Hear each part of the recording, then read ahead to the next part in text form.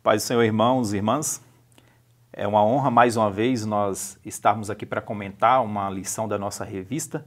E lembrando aos irmãos que nós chegamos ao fim do trimestre, a última lição, uma revista excelente, tá? O nosso comentarista aqui, o pastor Daniel, ele explorou a questão das ricas bênçãos espirituais e o proceder do cristão, né? O nosso andar, a conduta cristã, isso é excelente. Dentro da carta aos Efésios, na Escola Bíblica Dominical, eu pelo menos ainda não tinha presenciado uma abordagem nesse ponto, tá? Uma abordagem dessa carta nesse ponto para uma revista. E glória a Deus pela vida do pastor Daniel. Lembrando aí os irmãos, tá? Que nós viemos da lição 1, que é ali onde foi apresentada a carta, o propósito, a cidade de Éfeso. É uma questão mais introdutória histórica, né? E depois disso, nós entramos já nas ricas bênçãos espirituais. O pastor aí lembrou bem sobre a nossa questão da nossa afiliação a Cristo e que nós, como afiliados a Cristo, ou seja, co-herdeiro de Cristo, nós temos esse poder que há em Cristo, uma vez que Deus abençoou Jesus Cristo, que Ele deu poder e autoridade sobre principados, potestade, tudo que há na terra e acima da terra, nos céus e em todos os lugares. Uma vez que esse domínio está na mão de Cristo, nós, como herdeiros de Cristo, como filhos de Cristo, servos do Senhor Jesus Cristo, essas bênçãos estão disponíveis para nós. Portanto, a igreja de Jesus Cristo, ela é uma igreja altamente poderosa. Na terra, nos céus, nas regiões celestiais, potestades, principados, ela tem autoridade, ela tem poder. E nós chegamos aqui que nós fomos vivificados por Cristo, tá? Vivificados por Cristo. E aqui é importante nós entendermos essa dinâmica, e eu gosto de comentar sempre que a pessoa que ela vem de fora do Evangelho, que ela foi alcançada pelo Evangelho, não nasceu no berço evangélico, ela consegue tirar uma compreensão, tá? Ela consegue tirar uma compreensão um pouco melhor da sua situação a partir dessa verdade que é dito aqui, do que uma pessoa que nasceu e cresceu no berço evangélico. Nós falamos da questão da experiência, irmãos, da questão da experiência, que muitas das vezes nós temos dificuldades dentro da igreja, por exemplo, a igreja é dividida de pessoas que nasceram de berço evangélico e pessoas que foram alcançadas pelo evangelho já um pouco, alguns até em idade um pouco mais avançada. Nós temos mentalidades diferentes, fazemos parte de uma única cosmovisão, mas nós temos experiências diferentes. Então, as experiências, às vezes, ela tem um peso na nossa vida, tá? Então, quando fala que nós fomos alcançados por Cristo, fomos vivificados, que o nosso estado era de morte, isso aí choca um pouco para quem não nasceu no berço evangélico. Ele tem essa palavra, essa passagem, ela tem um poder de chocar um pouco a gente nessa questão. Diferentemente do que nasceu no berço evangélico, ele já não se choca com essa verdade, porque a verdade que ele conhece, a realidade que ele conhece é a realidade do evangelho. E eu costumo dizer que o crente que nasceu no berço evangélico, ele não faz ideia do quanto ele é abençoado, do quanto Deus privou ele, livrou, né? Privar nesse sentido, de livrar ele de muitas coisas, tá? Aí o irmão vai colocar aqui que nós fomos libertos por Cristo pela graça. Portanto, nós somos salvos pela graça, não tem nenhum mérito, não é porque eu me esforcei nisso, me esforcei naquilo. Então, a salvação, e aqui está falando aí da salvação, ela vem somente pela graça. Na lição 5, falamos sobre os mistérios revelados aqui. O irmão, o comentarista, explorou a questão da igreja, e olhando para essa passagem, a gente vê 3 grandes mistérios. O mistério de Cristo, que é o principal mistério que Paulo está tratando nesse assunto aqui, né? O mistério da pessoa de Cristo, quem era Jesus Cristo, qual era a função, qual era o poder que veio sobre ele e tudo mais. E tem o mistério da igreja, essa igreja que agora vai ter autoridade na terra, ela tem poder, ela tem voz, ela tem presença na terra, ela vai marcar presença na terra, então a igreja. E o grande mistério aqui que é, e agora? Paulo vai dizer que na plenitude dos tempos, Deus pegou 2 povos, gentil e os da nação de Israel, e fez uma só nação. Todas as cartas de Paulo, elas são conectadas. Então, quando a gente lê Efésios e vai para Colossenses, por exemplo, para Gálatas, a gente tem uma compreensão melhor sobre esse assunto quando Paulo vai falar que de 2 povos fez um só, principalmente na carta aos Romanos. Isso aqui fica muito claro na carta de Paulo aos Romanos, que Deus fez de dois povos, fez um só. E esse é o grande mistério revelado, né?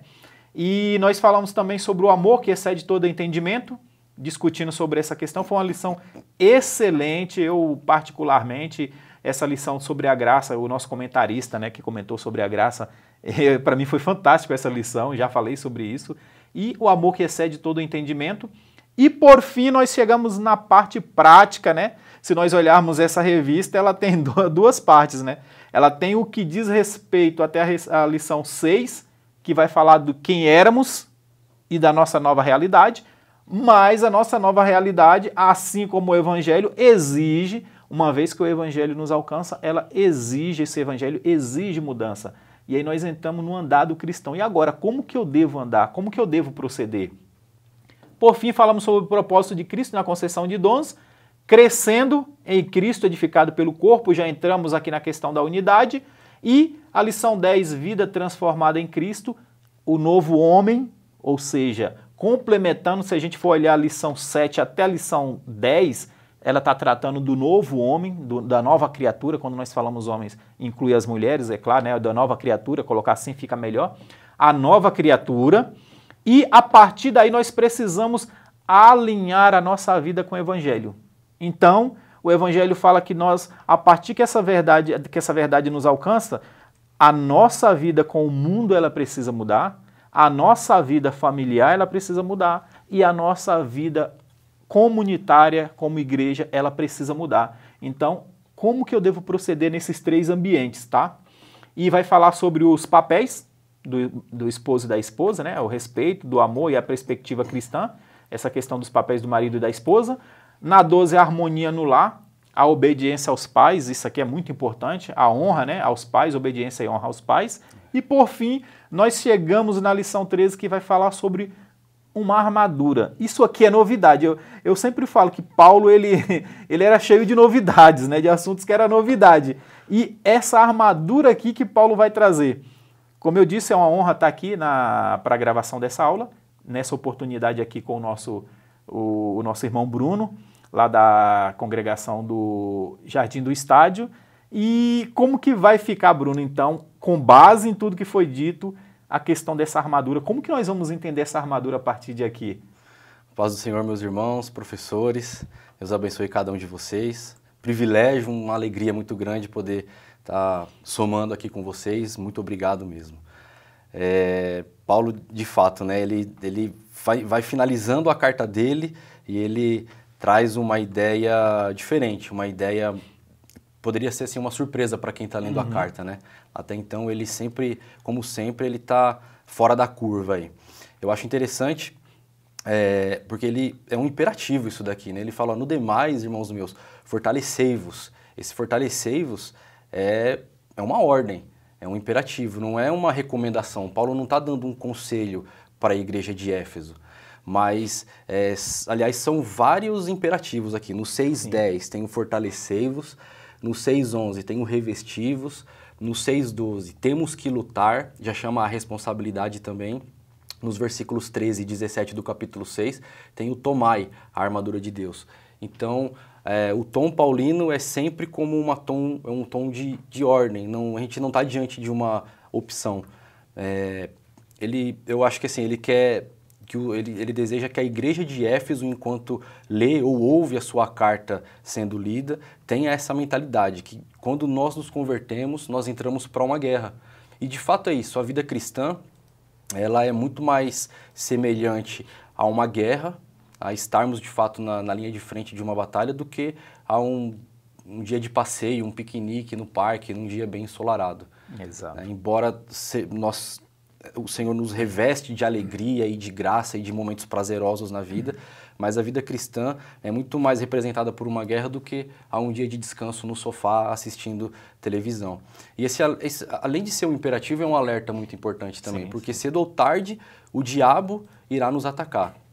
Já já a gente vai ver melhor a respeito do nosso inimigo, que é um inimigo bem pontual que Paulo está tratando aqui, mas é um imperativo e é um alerta. Quem está do lado de lá não está brincando. Quem está do lado de lá está para guerrear, está para nos ferir, para nos machucar e para nos levar à morte, sobretudo à morte eterna. eu destacaria também a expressão no Senhor. No Senhor. Fortalecei-vos no Senhor. Um comentarista, um teólogo bem renomado chamado William Hendrickson, ele diz assim: a questão se este indicativo presente deve ser considerado como médio ou como passivo é uma questão mais acadêmica. Mas tanto o médio, que é o fortaleçam-se, como o passivo, que é sejam fortalecidos, eles se unem por uma única mesma causa, que é o modificador, que é o no Senhor. Então, o Hoehner, né, o Harold Hoehner, ele prefere a voz passiva. Nós podemos ser feitos fortes no Senhor, o Senhor que nos fortalece. Eu acho que eu tenho essa preferência também. Mas ambas as posições, elas advêm, elas apontam para uma questão. A nossa força, ela advém de uma fonte externa. Nós somos fortalecidos no Senhor. Nós não temos essa força, nós não damos conta de nada. Né? Nós temos que estar nessa esfera, nesse território chamado no Senhor. Eu destacaria isso como uma forma muito curiosa para ser ressaltada para a sala de aula. Na força do seu poder também, né? Aqui nós temos o como. Ou seja, é como se Paulo estivesse explicando, ou seja, fortalecei-vos no Senhor, ou seja, isto é, na força do seu poder. É como se ele estivesse respondendo como nós podemos nos fortalecer no Senhor. E aí, o Harold Hoehner, que faz aquele comentário da Edições Vida Nova, que é aquele rosa com laranja, excelente comentário, ele diz o seguinte, aliás, contrariando o próprio Calbart e o Maier, né? Ele fala que poder ali, nesse versículo, não denota instrumento, mas denota justamente esfera. Ou seja, Paulo está indicando ali a origem da força. Portanto, o crente é exortado a ser fortalecido no Senhor, isto é, no poder da força inata do Senhor. Página 925 e 926. E aí ele lembra do que está lá no capítulo 1, versículo 19. Vocês podem compartilhar com a sala também e corroborar essa ideia. Paulo diz que a sobreexcelente grandeza do poder de Deus sobre nós, os que cremos, segundo a operação da força do seu poder em nós. Então essa questão do poder de Deus é muito frisada por Paulo, né? Verdade. Nós somos bons pentecostais e eu acho que nesse momento o professor ele pode trazer de repente ali um pedido ali para a sala para compartilhar algumas posições a respeito disso e destacar a onipotência de Deus. Sim. E de fato é isso. No capítulo 3, versículo 20, Paulo vai falar que Deus é poderoso para fazer infinitamente mais além do que pedimos ou pensamos, enfim.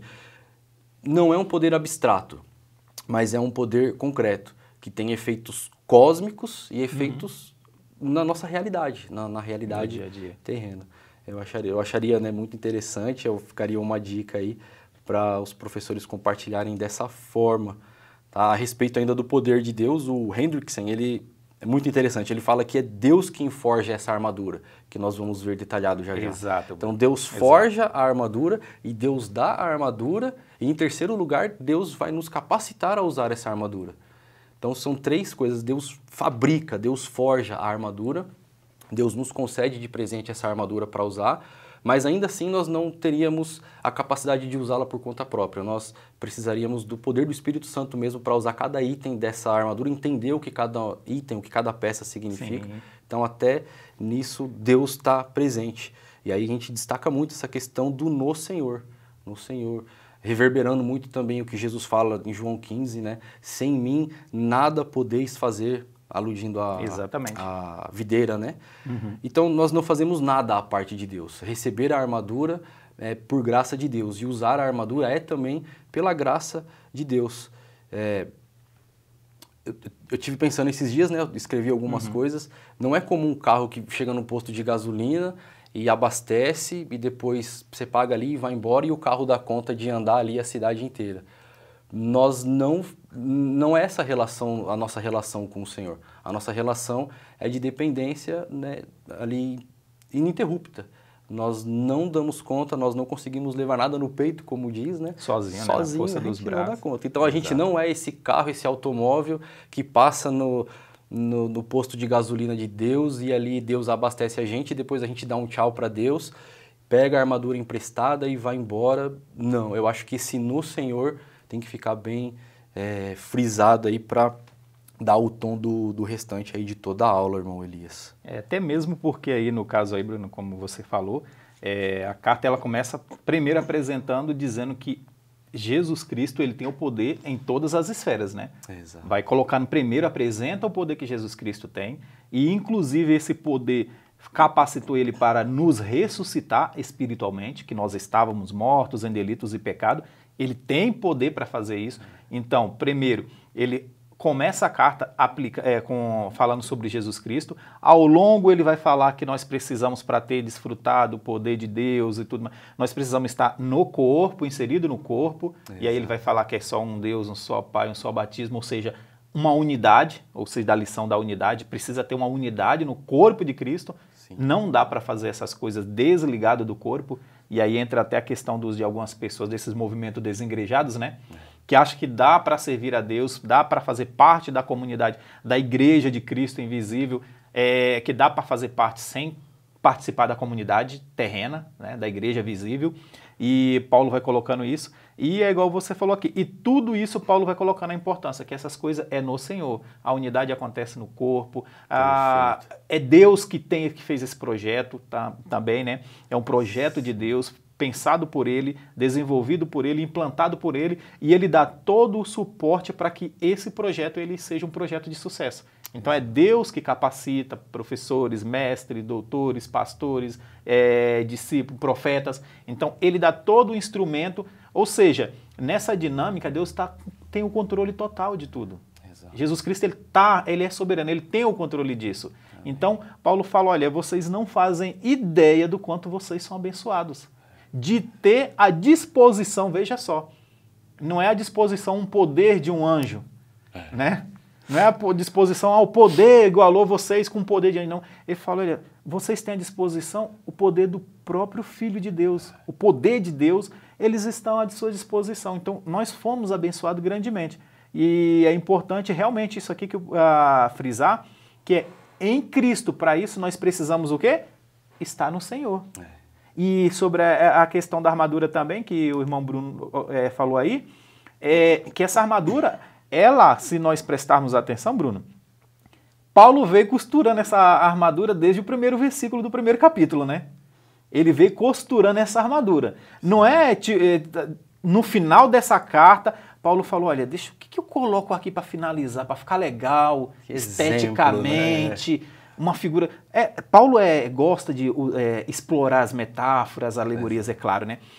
Deixa eu ver o que fica legal. Não. Essa armadura aqui, Paulo já está costurando ela lá atrás. Ele começou a costurar essa armadura no primeiro versículo. Sim. Que é uma das coisas que a gente, às vezes, Bruno, tem muita lição. Eu me lembro de algumas revistas que nós usávamos antigamente, que não era do nosso ministério. E esse é um assunto bem cotidiano, né? Volta e meia volta. Vem para nós novamente esse assunto. E ficava com aquela dúvida, tá, legal, tem todas essas partes, a armadura, eu entendi o que é uma armadura, o exemplo que nós ainda vamos falar da questão dos romanos, da armadura romana, tá, mas e aí na prática, como que eu uso esse negócio? E aí? Eu quero, acabei de me converter, eu quero usar essa armadura aí, é melhor do que passar 10, 15 anos, 20 anos dentro da igreja, acompanhando tudo, estudando a Bíblia, frequentando a escola bíblica dominical, culto de ensino... Eu já quero, você já tem essa armadura pronta, eu quero usar. Então fica como se fosse um acessório que, tipo, eu vou colocar e vou usar, né?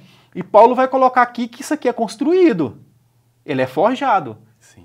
E para nós adquirirmos essas partes, essas armaduras que vai ser dita aqui, por partes.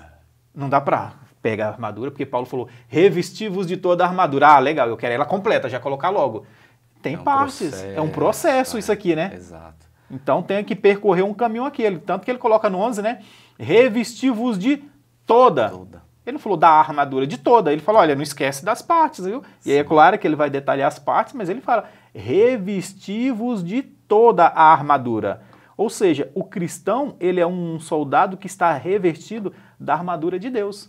E o que é a armadura de Deus? Né? Nós podemos colocar a aplicação aí dessa construção dos blocos, dessa armadura, claro, mas para o final a gente vai ver que a armadura de Deus é o próprio Jesus e nós revestimos dele quando nós temos, vamos dizer, nós fazemos parte, nós estamos ali inseridos em unidade com Cristo e Cristo é um corpo, tem seus membros, Cristo é a cabeça, no corpo de Cristo, essa armadura, ela vem, ou seja, é igual você falou, é Deus que coloca. É uma linguagem paulina também, revestivos de Cristo, né? Revestivo, é a mesma coisa. Gálatas, eu preciso revestivos de Cristo. É a mesma coisa. Ele está falando revista. Acho que o primeiro sentido é esse daí, não é? É verdade. Então o primeiro sentido é revestir de Cristo. A armadura é Cristo. É Ele que tem todo o poder. Exato. É Ele que protege todas as áreas da nossa vida, né? Exato. E é óbvio que vai destacar essas partes aí, mas a questão aqui que é o próprio Deus que dá essa armadura e é Ele que veste, né? É Ele mesmo que nos reveste. Sim. E nós destacarmos aqui também que a igreja, ela nunca é descrita como imposição de defesa. Às vezes a gente vê descrever a igreja como vamos dizer, uma instituição passiva no mundo. E é o contrário. Ela é ativa. Exatamente. A palavra de Deus fala que as portas do inferno nunca prevalecerão. Sim. Que é outra passagem que a gente precisa entender, né? Que às vezes é mal entendido, sim, que é como se as portas do inferno... Olha a estranheza da interpretação. As portas do inferno estão batendo. Mas não é bater nas portas do inferno? É que ninguém ataca ninguém com porta. Com porta. Porta é o último instrumento de defesa. As portas do inferno não resistirão, subsistirão. Então, o cristão ele está sempre em ataque ao reino inimigo. Exato. Nós é que estamos em posição de ataque, é nós que estamos atacando. Não é nós estamos nos defendendo de toda... E principalmente porque a carta, quando vai terminar lá, depois a gente falar, mas termina ele falando que nós temos que permanecer o quê? Firme. Exato. Aí dá a impressão de que nós somos passivos e eles são os ativos. E eles atacam, a gente defende. Sim. Mas é o contrário, né? A igreja, ela adentrou as trevas e a luz vai dissipando. Então, com a chegada de Cristo, os demônios correram, potestades se recuaram. Sim. Com a chegada da igreja, com a chegada de Cristo. Agora é o contrário. Se antes os demônios, eles que eram as forças opressivas que atacavam, agora é o contrário. Eles têm que se defender porque a igreja vai marchar e ela vai passar. Exato. E Jesus Cristo fala que as portas do inferno não subsistirão. Ou seja, se bater vai cair.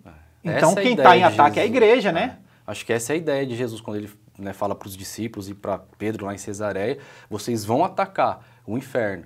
E a promessa é que todas as portas do inferno, e o inferno tem várias portas, não vão resistir ao ataque da igreja, porque a igreja vai estar cheia do Espírito Santo e atacando, e revestida dessa armadura, e cheia da palavra, e o inferno não resiste. Então assim, o inferno ataca? Obviamente que o diabo, o inferno, ele ataca. Mas numa guerra é isso. É ataque e defesa. Então, você colocou uma coisa muito interessante, porque a gente sai daquele ponto mais tradicional, que geralmente a gente ouvia muito, né? Que a gente só está se defendendo, só está se recolhendo. Uhum. E não, muito pelo contrário. A igreja tem voz ativa, a igreja tem uma força ativa na sociedade justamente por servir a quem serve. O Senhor ativo. O Deus que trabalha no mundo, o Deus que tem a sua igreja para a sua missão no mundo. Exatamente. E não ao contrário. Acho isso muito interessante também. É legal. E eu gosto aqui também dessas duas palavras que foi usada aí nesse versículo 11, Bruno. Sim. Que é estar firme, né? Precisa estar firme. E no final ele fala o quê? Ele abre os nossos olhos, que ele fala, mas cuidado, que o diabo, ele é astuto. Ele sabe armar ciladas. Então, para não cair nas astutas ciladas do diabo, ficai firme. Exato. Tendo revestido a armadura, ficai firme. Então, a gente não pode... Tem dois problemas, né? Um é de subestimar as forças do inimigo. Exato. Tá? Subestimar. Jesus falou, maior é o que está em nós do que está nele. Uhum. Entendeu? Maior é o que está em nós do que está neles. Então, subestimar as forças do inimigo, superestimar, né? Achar que as forças opressoras, que o demônio tem mais poder do que nós. E outro lado é de superestimar.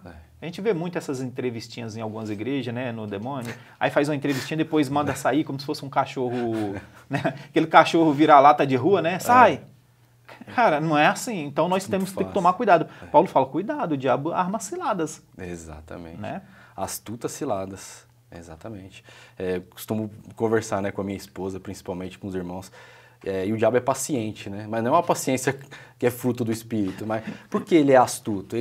Hoje ele sabe que hoje você está bem, que essa semana você está bem, mas ele vai aguardar 1 mês, 2 meses, 1 ano, 2 anos, se precisar. Exato, Bruno. Então, é uma paciência para o mal, obviamente. É uma paciência para a impiedade. É uma paciência que visa nos matar, nos derrubar. Mas ainda assim, ele, suas hostes, enfim, sua ordem da desordem, como já ouvi dizer, Eles têm essa astúcia, né, essa paciência. E são muitas, né? Isso daqui está no plural. É interessante que está no plural. Então. Não é contra a astuta cilada, mas são contra as astutas ciladas do diabo. Ele colocou no plural. Ele falou, ó, cuidado, Exato. ele tem várias formas de agir. Exatamente. E o diabo, ele é astuto. E até Jesus falou, né, que ele não é só astuto, eles são, que o diabo é mais, aliás, essa é a palavra que se usa também, né, astuta, né, astúcia. Jesus mesmo falou que os filhos das trevas são mais astutos do que o da luz. Sim. Ele usa da astúcia mais. Sim. Então ele é paciente, ele espera o momento de atacar, ele sabe fazer. E uma das coisas importantes que você citou, Bruno, é sobre essa questão do tempo. Às vezes a gente acha que gente, uma cilada do diabo, uma investida do diabo, ela pode durar dias, pode durar semanas, pode durar anos. Exatamente. Pode durar anos. E assim, o diabo e demônios, espíritos da maldade, eles não são onipotentes, nem oniscientes, não conhecem o futuro, mas eles são poderosos. Uhum. Então, assim, eles têm essa paciência, eles nos conhecem, vamos dizer assim, eles conhecem a igreja, a nossa igreja local, aquilo que a gente sabe, eles conhecem, então eles trabalham em cima disso daí, e eu creio muito assim que eles trabalham em cima de ponto fraco, porque o inimigo geralmente não chega para roubar os tesouros, os maiores tesouros, aqueles que estão mais escondidos, mas começa com aqueles tesouros que estão mais expostos. Uhum. Então, começa muitas vezes pelas fraquezas. Então, as astutas ciladas do diabo muitas vezes começam com fraqueza. Ninguém tropeça em montanha. Pequenas. A gente tropeça em pedra pequena, em paralelepípedo. Eu queria só ler um trechinho aqui do William Hendrickson, para a gente colocar em termos práticos o que mais ou menos... Então, o Hendrickson, ele diz assim: ora, a expressão métodos astutos não passaria de som oco a menos que lhe dessemos um conteúdo bíblico. Então ele elenca 7 exemplos aqui, né? Ele fala assim, alguns desses ardis manhosos e estratagemas malignos são: 1. Confundir a mentira com a verdade de forma a parecer plausível, está lá em Gênesis capítulo 3. 2. Citar erroneamente as escrituras, Mateus capítulo 4. 3. Disfarçar-se em anjo de luz, segundo aos Coríntios capítulo 11, e induzir os ministros, né, os seus ministros, a fazerem o mesmo, aparentando ser apóstolos de Cristo, segundo aos Coríntios capítulo 11 também. Arremedar ou imitar a Deus, segundo aos Tessalonicenses capítulo 2. Reforçar a crença humana de que Ele não existe, Atos capítulo 20, versículo 22. E entrar em lugares onde não se espera que entre. E, acima de tudo, prometer ao homem que por meio de más ações se pode obter o bem. Então ele comenta, está na página 322, é um comentário excelente que a gente sempre recomenda também. Em termos práticos e bíblicos, pelo menos aí 7 exemplos, acho que o professor tem para compartilhar com a sala de aula e interagir também no sentido de perguntar, pedir para alguém contar alguma experiência que tenha passado nesse sentido, né? Eu gosto de pensar também que essa luta, por ela poder acontecer a qualquer momento, ela não é como... ela não tem data e hora marcada, como quem vai lutar no MMA, por exemplo. Agenda, dia, né? E hora marcada. Não tem uma agenda. Tem uma agenda. Eu tinha um cliente que o sobrinho dele ia participar de um campeonato de Muay Thai na Tailândia. Uhum. E aí, nos últimos 15 dias, ele emagreceu assim, acho que era mais de 10 quilos. Então, ele conseguia se programar, sabia quando que ia ser a viagem, quando que ia ser a luta. E é só que a gente não tem esse tempo, a gente não sabe o dia, não sabe a hora, porque é sempre e pode acontecer de forma mais ferrenha a qualquer momento. Isso é muito sutil também, né? Acho que no capítulo, aliás, no versículo 12, nós temos a grande conjunção adversativa do mas, né? Porque não temos que lutar contra carne e sangue, mas contra principados, potestades, príncipe das trevas deste século, né, ou deste mundo, contra hostes espirituais da maldade nos lugares celestiais. E aqui Paulo ele define bem o nosso inimigo, pelo menos nessa perícope, nesse escopo aqui. Porque nós temos que lutar sim contra a carne, e é uma guerra, sim. Contra nós mesmos. Em segundo lugar, nós temos que lutar sim contra o mundo, contra o sistema do mundo, e isso é sim uma guerra, mas o foco paulino aqui é justamente uma guerra espiritual contra Satanás e contra as suas hostes, né, o seu exército. E é justamente isso, um exército ele existe para quê? Para combater. Um exército ele existe para atacar, para ferir, para matar, né, ou para se defender também. Então não é à toa que Paulo ele usa algumas palavras aqui. Cada palavra de Paulo nessa carta toda, né, nessa perícope, então assim, parece que cada palavra tem um peso enorme, né? Cada vírgula aí tem um peso enorme. E eu acho que isso é muito, muito importante, porque quem luta de fato, quem vai lutar, quem vai participar de uma luta de boxe, de MMA, tem que estar com a mente preparada, tem que ter um objetivo claro de vitória, tem que conhecer as regras, tem que ter uma inteligência emocional, tem que ter uma alimentação saudável, tem que praticar exercícios diariamente, levar esses exercícios às últimas consequências aí, enfim. A metáfora de Paulo não é vã. Então, ele fala o que é a vida cristã, o que é a vida em Cristo, e a vida em Cristo é isso. É de ser atacado e de atacar também ininterruptamente. Sempre, né? Sempre. Exatamente. E é interessante que ele vai falar realmente nessa questão, quem são os nossos inimigos, e é importante que você falou aí, Bruno, porque nós também não podemos subestimar as lutas da carne. Exato. O homem mau, ele existe. Sim. E ele tem poder de destruição grande.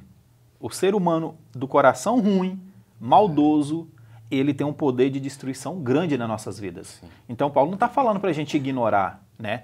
Ignora o homem mau. Nosso problema é espiritual. Não, Paulo não está ignorando as lutas que nós temos que travar na terra, né? Com o nosso próximo.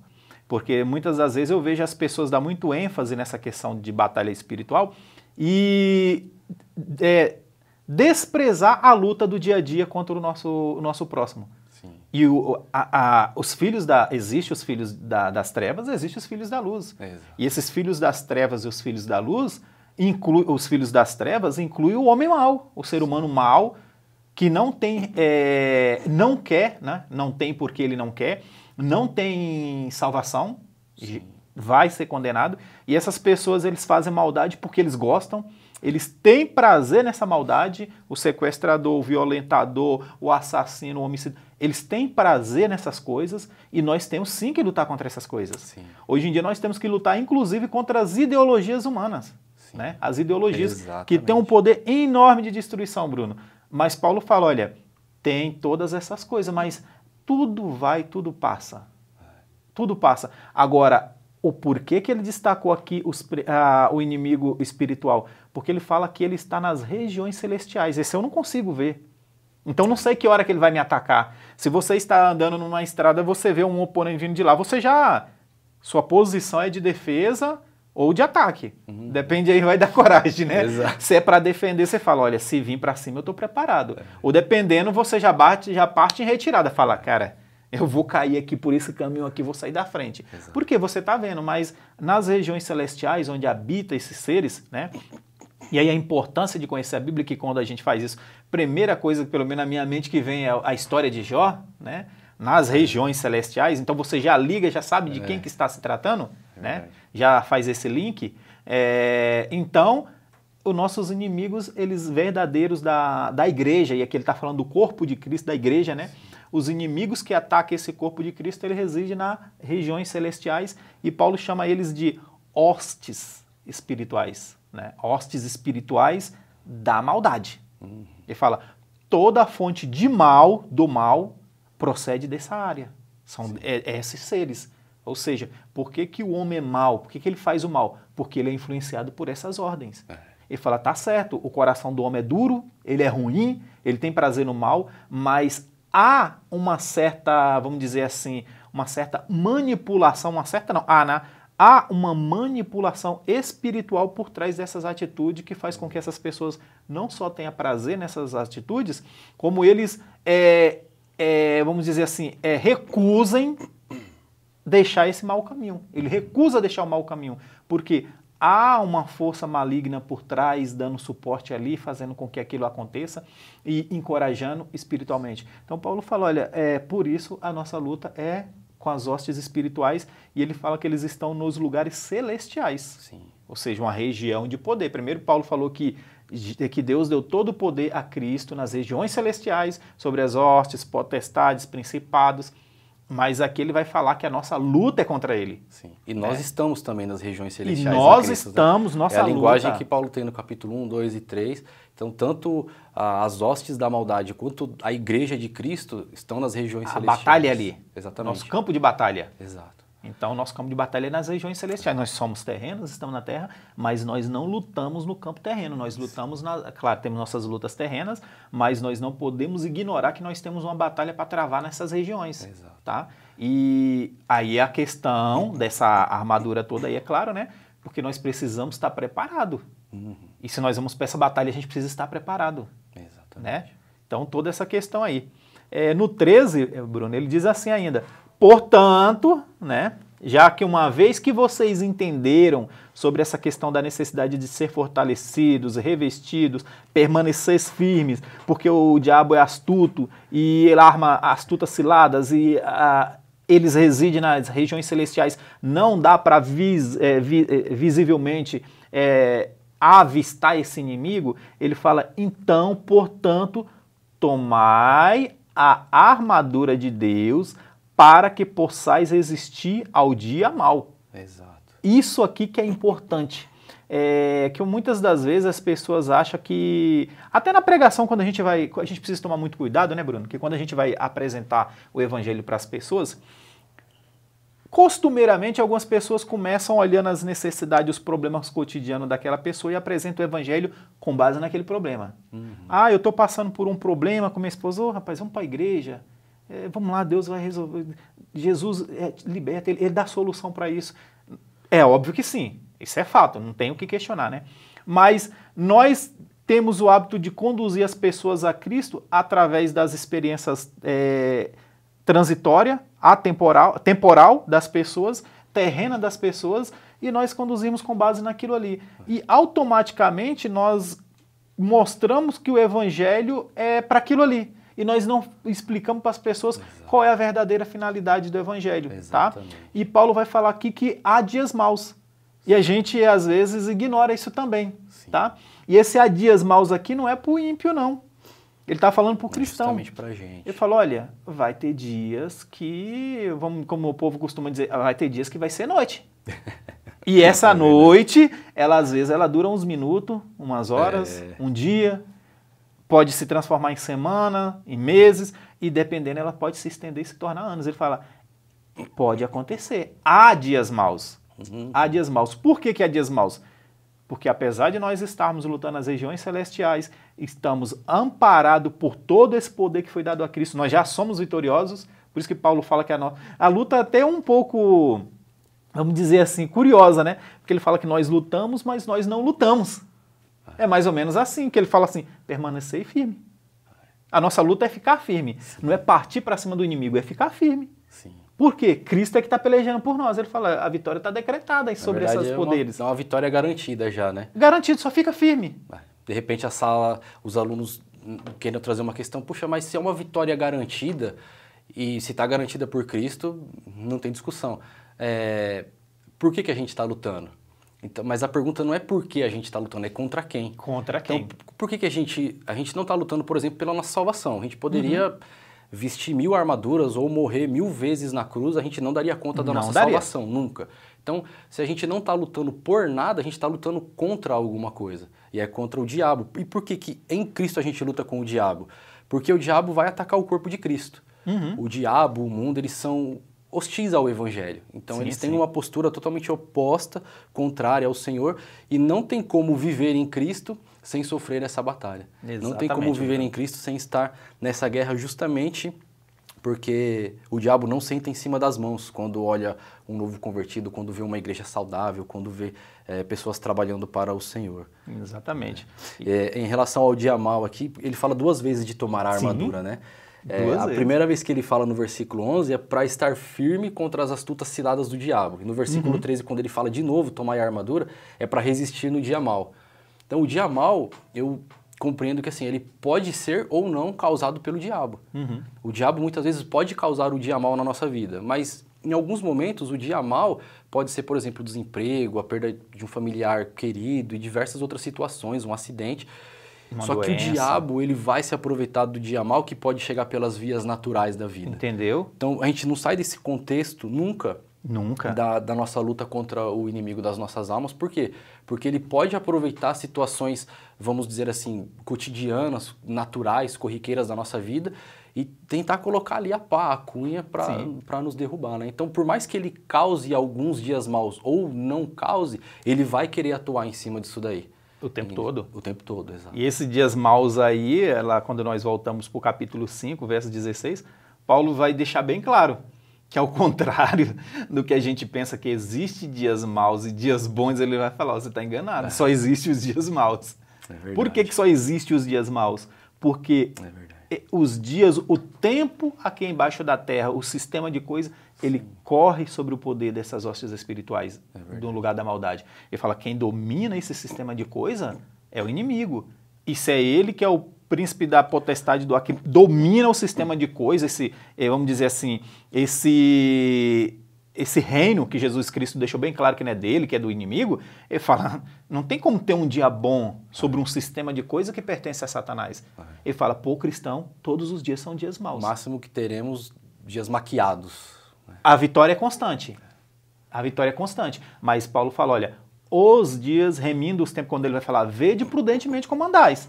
É por isso que ele chama a atenção, que eu falei da lição lá 5 que eu gostei, que ele fala sobre o andar do cristão, né, a 7, porque Paulo vai falar que todos os dias são maus. Então ele fala, vede lá no capítulo 5, 16, fala, vede prudentemente como andais. Ó, cuidado com o seu jeito de andar, com as suas atitudes, como que você pensa, como que você age, porque os dias são maus. E esses dias maus aí, o andar nosso, pode, vamos dizer assim, causar brechas ou rachaduras nessa armadura. Exatamente. Pode nos impedir de estarmos usando, uma vez que Paulo vai tratar dessas armaduras aqui que nós já vamos entrar, ele vai falar das partes dessa armadura. Sim. Ele fala, pode ser que nós nos tornamos relapso, né? Relaxado, que nós negligenciarmos a importância. Ah, eu preciso ler a Bíblia, mas eu não preciso orar. A oração é... Ou então, não, eu vou me dedicar ao ministério de oração, mas não para tirar um tempo para ler a Bíblia. E Paulo vai falar aqui, ó, vede prudentemente como andar. E aí ele vai dar todas as partes da armadura. Paulo, ele é fantástico porque aqui ele falou, olha, deixa eu colocar para vocês como que são cada parte. Você vê aonde que o raciocínio dele vai, que ele vai na questão da armadura do soldado romano, que é, como todos sabem, né, que é ali que ele inspirou. E Paulo vai falar da importância de cada parte. Sim. Ou seja, não dá para deixar de lado uma parte. Exatamente. É importante que você se proteja todo o corpo. Eu tenho essa mesma impressão. Você vai para... Tem 6 itens aqui que Paulo descreve. Você vai com 5 para a batalha, qual que você deixou um de fora, parece que você já não vai ter êxito. Você já começou derrotado, parece, né? Entendeu? Sabe quando Jesus fala assim, ide, fazer discípulos de todas as nações, ensinando a guardar todas as coisas que eu tenho dito? Todas as coisas. Então, assim, não são as coisas preferenciais, ou o que eu gosto, ou o que eu gosto, ou o que é mais fácil. Mesmo eu aplico para essa questão da armadura aqui na mente paulina, sabe? Ele faz um apanhado, aí, os conceitos que ele vem trabalhando desde o capítulo 1 lá. Ele vai falar de fé, de justiça, Sim. de paz. Ele já vem costurando isso na carta e agora ele coloca ali de modo, vamos dizer assim, ele pinta num quadro diante dos olhos ali da igreja de Éfeso, porque Paulo, vamos dizer assim, ele tá preso, essa é uma das cartas da prisão, e tem um soldado ali, ou mais do que um soldado, se revezando para guardar ali onde ele está preso, e ele tem diante dele um soldado. Por mais que esse soldado não usasse capacete ou um escudo tão grande como na guerra, mas Paulo tinha ciência do que um soldado, de como um soldado ia vestido para a guerra. Sim, sim. E aí ele tem isso diante dos olhos dele, mas ele tem na memória dele também alguns versículos, sobretudo em Isaías. Por exemplo, Isaías 11:5. Ele diz assim, o profeta Isaías, e a justiça será o cinto nos seus lombos, e a verdade cinto nos seus rins. Isaías ainda capítulo 49, versículo 2. E fez a minha boca como uma espada aguda, e com a sombra da sua mão me cobriu, e me pôs como uma flecha limpa, e me escondeu na sua aljava, que é onde colocavam as flechas. Sim. Capítulo 59, versículo 17. Porque se revestiu de justiça, como de uma couraça, e pôs o elmo, que é o capacete da salvação, na sua cabeça, e tomou vestes de vingança por vestidura, e cobriu-se de zelo como de um manto. E o último versículo, quão suave são sobre os montes os pés do que anuncia as boas novas, que faz ouvir a paz, que anuncia o bem, que faz ouvir a salvação, que diz a Sião, o teu Deus reina. Capítulo 52, versículo 7. Então a impressão que a gente tem, e o autor ele coloca isso também, né?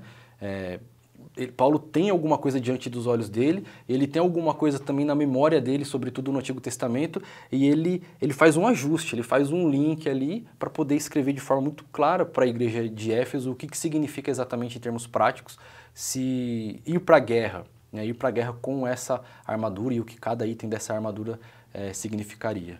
O que nesse caso aí, né, Bruno, era a pedagogia paulina, né? Paulo era um mestre por excelência. Ele sabia, é extremamente pedagógico. E quando ele usou essa questão da armadura, ele não cita diretamente, é claro que ele está citando Isaías, né, essas partes da armadura, mas quando ele vai fazer essa análise, se ele fizesse citando ipsis liter Isaías, os Efésios iam perguntar do que ele está falando. Uma igreja gentílica, né? Do que ele está falando. Mas quando Paulo usa a questão da armadura, Roma era o império do momento. Sim. A presença de uma infantaria, de um destacamento, a guarda pretoriana, a temida guarda pretoriana, era conhecido de todos os lugares do império daquela época. Então, quando ele vai falar da armadura, automaticamente os efésios, eles já ligariam, teriam uma associação pedagógica melhor do que seria, do que se ele citar ipsis liter Isaías, que ele fala do que ele está falando, né? É verdade. Mas vê como que é a questão da pedagogia paulina. E importante aqui que ele vai falar sobre verdade, justiça, né? Verdade, justiça e fé. Sim. A caminhada do cristão, ela precisa estar baseada nesses tripés aí. A fé, da qual já diz a própria palavra, sem a qual ninguém verá Deus, né? Sem fé é impossível agradar a Deus, tá? Porque eu não estou fazendo algo sabendo o que eu estou fazendo, não tenho fé, estou fazendo por fazer. Sim. Então, sem fé é impossível agradar a Deus. A verdade, que aqui já daria uma lição inteira, o que é verdade e tal, é bem discutido esse assunto. Paulo vai falar sobre a verdade é Cristo, é o Evangelho, é a expressão da verdade, é a verdade, mas é a expressão da verdade, né? O Evangelho. E justiça, que é uma coisa extremamente... Vê que, quando nós vamos olhar aqui, verdade, o Cristo diz que ele é a própria verdade. Exato. Né?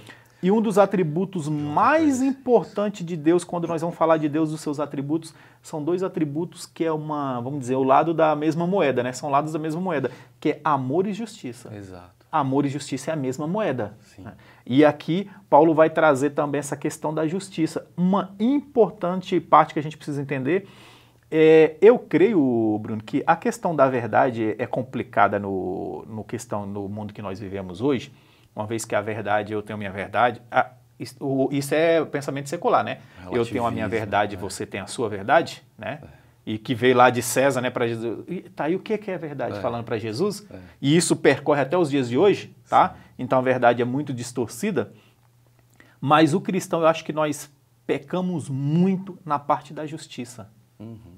Porque justiça é amor. Nós expressamos muito, a gente precisa amar o próximo, a gente precisa praticar o amor. O amor é um sentimento nobre que todo mundo quer explorar o amor. Todo mundo, sem exceção. Uma pregação sem falar de amor parece que não é uma pregação.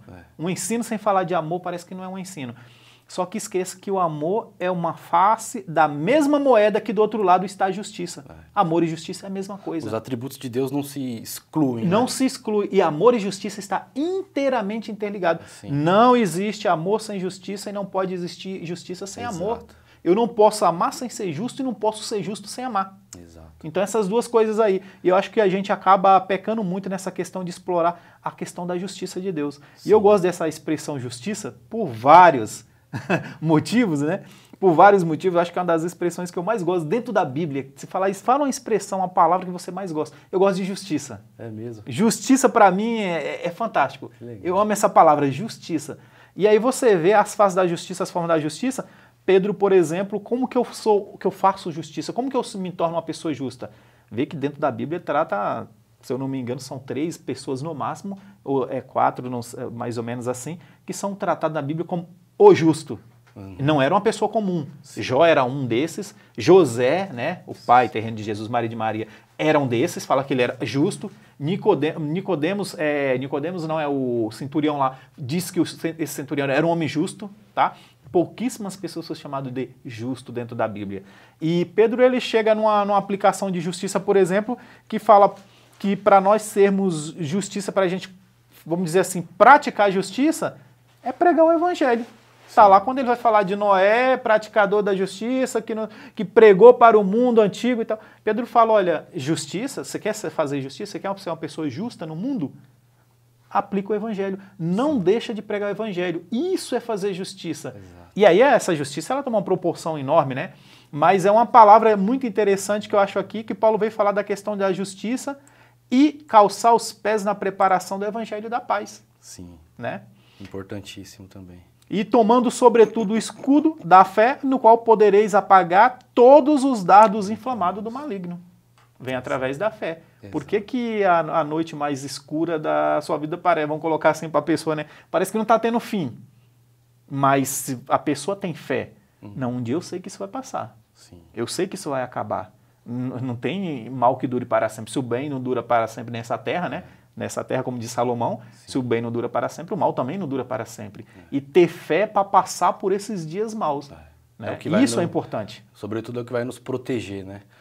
E o escudo ele está protegendo todas as outras peças da armadura, desde o capacete, a couraça da justiça. É onde vem a primeira batalha. Vai depender se você levanta ou abaixa o escudo. Exato, então a fé é o nosso grande momento de manter a fé. O escudo, né? Literalmente. É literalmente o escudo. Manter o escudo ali em guarda, literalmente nos protege aí de forma especial. É a primeira proteção. E furou o bloqueio, passou do primeiro bloqueio, que é o escudo da fé, aí você vai receber o baque. Exatamente. Até o escudo, vamos supor aí, Paulo usando essa metáfora, já que nós estamos dentro dessa metáfora, de algo sendo lançado contra esse soldado, uma lança, né, contra ele. Bateu no escudo é uma coisa. Se passar do escudo, exato, bateu no escudo, ele não vai cair. Exato. Ele está firme ali ainda. Só que se essa lança passa do escudo, certeza absoluta que ele vai cair. Exato.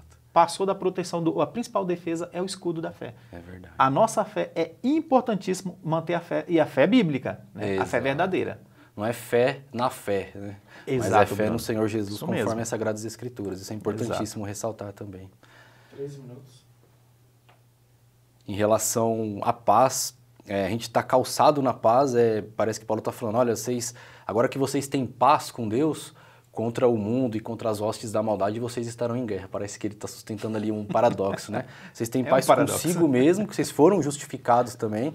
Aliás, é um sentido muito bacana para falar sobre justiça também, né? Sim. É a justiça de Deus sobre nós, nos garantindo e nos dando paz com Deus, com nós mesmos, com os irmãos. Mas aí, paradoxalmente, a gente entra na batalha, a gente entra na guerra. Uhum. É uma paz que nos remete a um outro tipo de guerra. Acho bastante interessante a gente provocar os ouvintes dessa forma também. Exato. E aí, né, o finalzinho aí do último versículo, né, Bruno, onde ele vai falar, onde nós até abordamos essa questão, que às vezes a gente acha que dá para usar partes dessa armadura e ser negligente com outras. Paulo fala sobre a questão da importância da oração. Sim. E a oração aqui que Paulo coloca não é, eu participo da oração, por exemplo, nas nossas congregações, oração de segunda, né? Sim. Eu participo da oração na segunda-feira na minha igreja e passo a semana inteira sem orar. O culto, antigamente era até um hábito, né, que eu sei que muitas igrejas perdeu, antes do culto, dos cultos no geral, né? Antes dos cultos, meia hora, a igreja chegava para se ajoelhar, se debruçar ali e orar a Deus. Exato. Hoje em dia, a grande maioria, eu já vou ser exagerado, 90%, prefere chegar depois desse momento. De preferência, se os hinos já começaram a ser cantados. Já cantou os hinos da harpa? Já. É o momento perfeito para chegar. E Paulo vai falar da oração, que ela não é algo que deva ser praticado. Eu tenho meu momento de oração, é esse. Paulo fala, orando em todo tempo. Exato.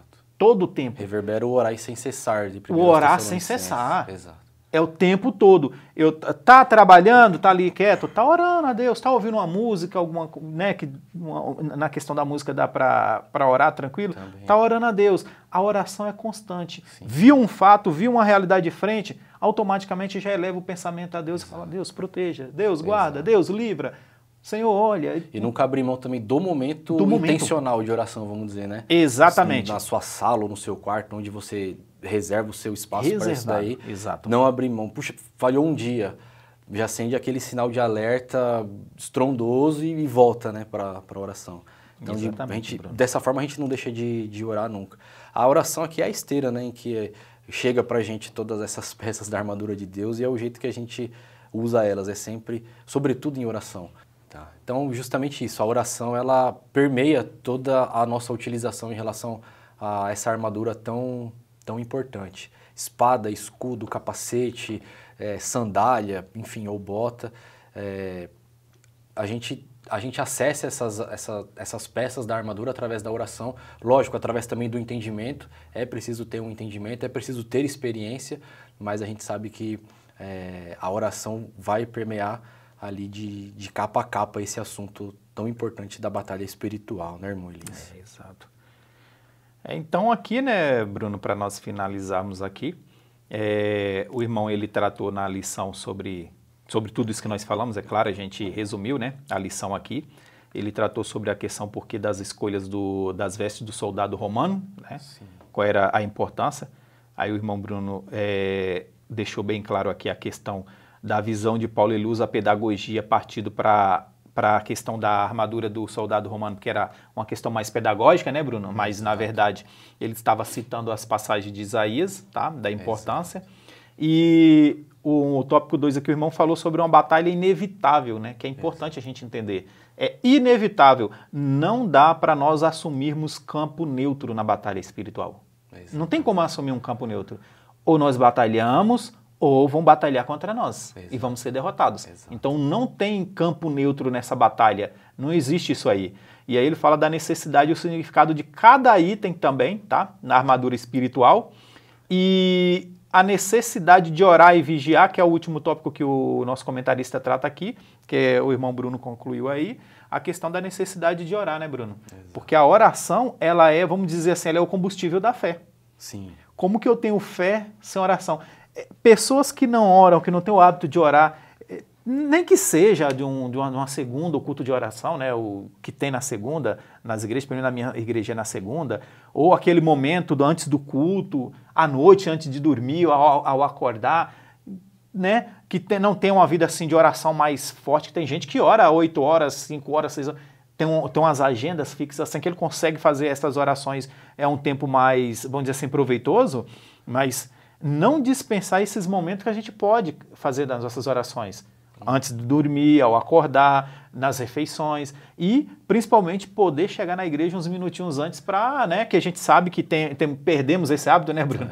Perdemos esse hábito como igreja de nos curvarmos ali meia horinha e tem essa reserva desse tempo aí da oração, mas é negligenciado. Portanto, a necessidade de orar e vigiar. Oração e vigilância. Essas duas coisas estão ligadas, né, Bruno? Com perseverança, então, né? Não tem, né? Exatamente. E é engraçado não, né? Bem curioso e inspirador que quem fala tudo isso no versículo 20 é o embaixador em cadeias. É aquele que está com as algemas ali, tentando ouvindo, né, o barulho das algemas, tentando se ajeitar ali, mas ele não perde de vista a oração. Ele pede intercessão por ele, não para que ele seja solto, mas para que ele continue proclamando o evangelho. Então, o evangelho chega onde Paulo não chegaria fisicamente. Onde ele não chegaria. E a oração chega também em lugares que ela chega se Paulo, de repente, estivesse orando sozinho. Por isso que ele frisa muito a intercessão, né, as súplicas. Exatamente. Portanto, professores, creio eu que nós demos aí uma base legal, né, Bruno? Para a aula do irmão poder dar uma aula excelente aí, uma aula de qualidade. Lembrando que é só um subsídio. E encerramos esse trimestre aí com essa passagem incrível. Fazer igual o João falou sobre Jesus, né? Que Jesus disse muitas outras coisas que nem livros do mundo inteiro seria suficiente, né? Essa passagem tem muito assunto para ser comentado, tá? Mas por questão de tempo a gente fica com esses comentários aqui. E de minha parte, já passando para o Bruno aí, fazer as considerações dele, eu agradeço os irmãos aí pela oportunidade e que em nome de Jesus tenhamos um próximo trimestre abençoado como foi esse daqui. Amém. Desejo aos irmãos aí um excelente 2025. Agradeço a atenção nesse momento. Minha oração é que o Senhor possa de fato nos fortalecer e minha oração é que também nós de fato possamos nos colocar diante do Senhor em seriedade, né, com muita seriedade, com muito amor, com muito respeito e avançar nessa guerra, avançar nessa luta, sabendo que a vitória já é certa. Que Deus abençoe cada um dos professores, em nome do Senhor Jesus. Amém, irmãos.